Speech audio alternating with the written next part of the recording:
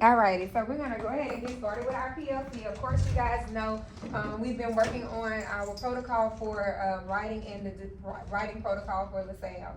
And so I want you guys to start off with talking about your, topic. What was your topic and what did you guys, how do you present the, instruction to the students? Well, our topic is birds. Mhm. We've been learning about the different parts of the birds and how they use the parts to survive. Mhm. So we put it on chart paper, first beaks, feathers, the feet. Mhm. But this time we just gave a choice, either you will write about the feathers or the beaks. And we list on the charts what the beak can do, how the beak and the feather helps the bird survive. Okay, I should have brought my charts. that's okay. And I did a sentence prompts for those to help them out.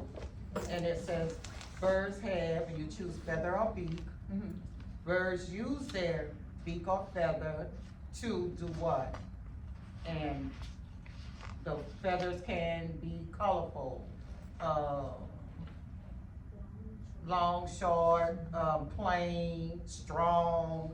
So there's a list of words that we use that we pull out of the module Okay. for them to use.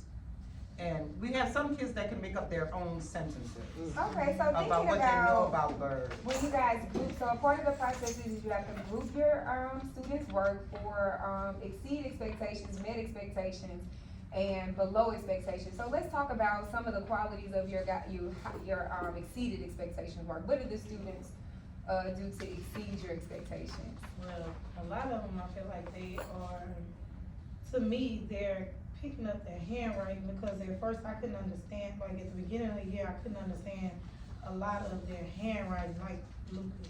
I couldn't understand his handwriting at the beginning of the year. Mm-hmm. And we still trying to, work on, cause sometimes he dyslexia, so. But we still focus on writing capital letter, letters, punctuation, punctuation. spacing, Yeah. writing on the line. Okay. That's our biggest focus. All right. Right now. So, Ms. Armstrong, when you think about the students that were below expectations, what is it that they did not know how to do? Did you have a lot of students that were below expectations with this activity?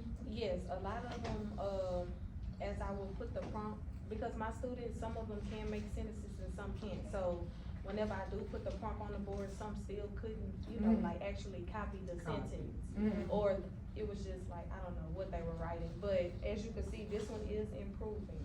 Okay.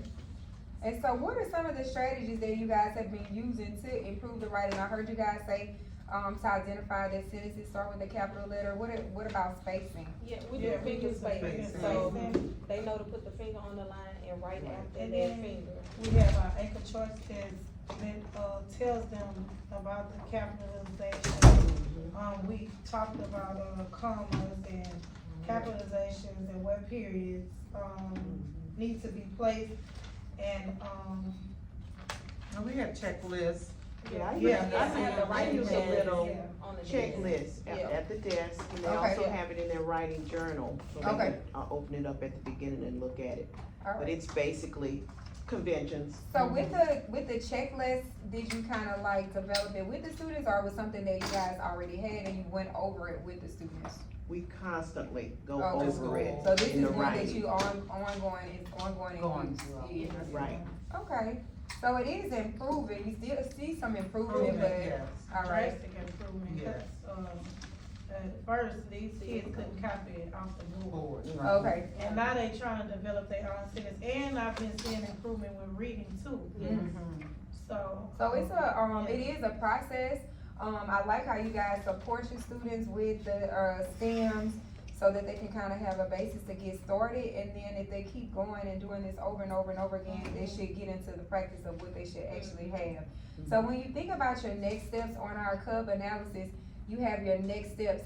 Let's talk about when you plan to implement your next steps, and what is that gonna look like? Ms. Johnson, you wanna, Well, I have been, encouraging them to do a self-check before they turn it in, and use the checklist to, determine if it's the quality work, that they wanna submit, so that it's more, they are taking ownership of the writing piece, as opposed to, I'm just gonna put something up there and, I'll let the teacher, Kinda grade it and let it be whatever it, it is. So, still just trying to say, take ownership, have you done the self-check? Have you checked your sentences?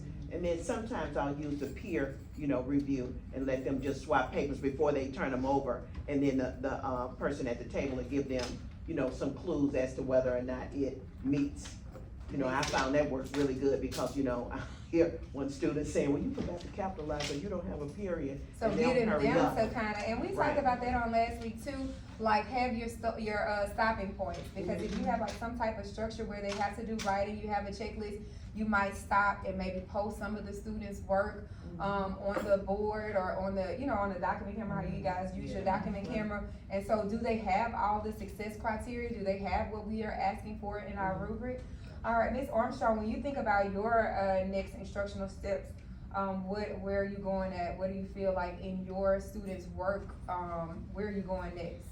Well, they will start to develop their own sentences, and I'm also, whenever they're writing, I'm making them practice the sentences, because I don't just want them writing, I want them to know exactly what they're writing about. So Okay. just practicing those sight words and everything that's in the, sentences, and, So y'all are gonna give them a list of words that they have to use within the sentences, and that's something that K-Team, that's what they talked about this morning, like they kinda post the list that they have to use within their writing, and they talk about like what a good sentence might be, so that's maybe a suggestion and that we've you been going can use. over verbs and adjectives too, so. So that, and they talking, so it's good to see that you guys are on a alignment. It's good to see y'all are in alignment, because that's what they were talking about too, adding the concepts that you're talking about, like adjectives, making them add to their writing. But how can you make this a Right. meatier, sentence?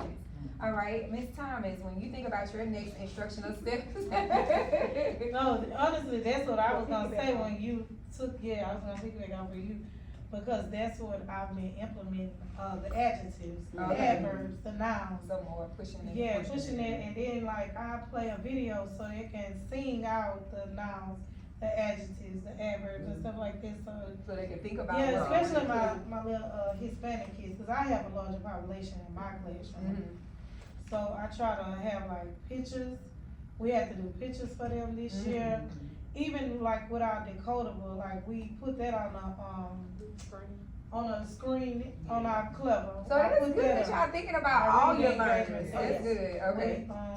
We, implement on our testing, we have it where We put pictures we on have the modified test. tests for them so they can So see they- pictures now, so it's just Yeah, I like, put the Okay. they getting it pictures all, so they so. can see and know the words, so they can try to go with Yeah. our stories. All right, and last but not least, Ms. Sia, when you think about your next instructional steps, where are you going? Where do your students show that you need to take your next instruction to? They need to, cause they're starting to make up their own sentences. Okay, so. Just to get them to add more words that it make more sense. Mhm. They know the words, they look around the room finding words, like Madeline was like, is this how you spell gorgeous? I'm like, where's our charts? Remember, we have charts all around the room. So now they're saying, oh, I can get a word from there, I know what that word means, so I can add it to my sentence. One of So the I can things write. also too that, was pointed out in another, setting, with Ms. Cook, what she's kinda doing with the ESS students, like she's having them to identify if this is a good, a good sentence. Does it have my, capitalization at the beginning? Does it have an end mark? Does it have all the parts of the sentence? Some of the things that K-Team said that they were gonna do is color code, their sentence strips. So in a center, the students would have to put the sentences together, so they'll see, like, oh, if this part has an end mark on it, this must be the end of my sentence. If this has a capital letter, so when they putting it together, then they're identifying that this is a complete sentence. When I read it, it makes sense, and then it may be something that they can copy and write to help support with their formation of the sentences. Like how y'all said, like some of your kids, you see that they're very, very neat in their writing, but some, they still need that spacing. So maybe making that a part of your success criteria to make sure you use that fingerprint for your spacing. All right, first grade, thank you for a great meeting. You're welcome. Thank you. Oh. Look for this